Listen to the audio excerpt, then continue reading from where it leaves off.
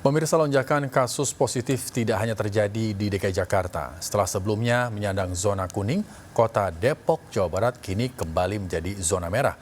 Meski zona merah, sejumlah warga Depok tetap nekat berkegiatan di luar rumah tanpa mengindahkan protokol kesehatan.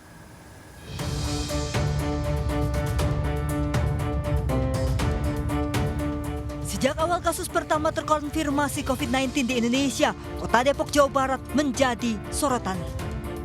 Meski sempat menyandang status zona kuning karena kasus positif yang menurun, kota Depok kini kembali menyandang zona merah. Hingga 8 Agustus penambahan kasus terkonfirmasi positif mencapai 370 kasus. Sementara 879 kasus dinyatakan sembuh dan 46 meninggal.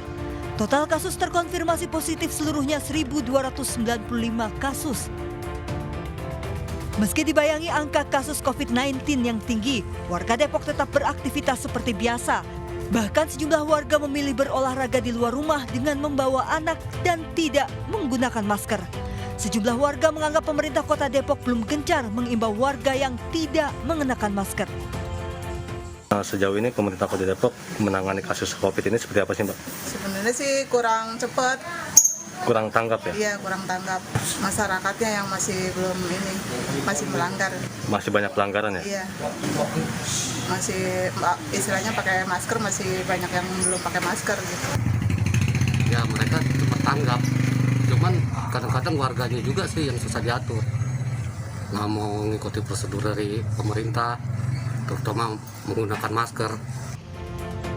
Presiden Joko Widodo bahkan sudah mengeluarkan Inpres nomor 6 tahun 2020 yang menginstruksikan TNI, Polri, Gubernur, dan pemerintah daerah mengambil langkah proaktif guna memutus mata rantai penularan COVID-19 di wilayah mereka.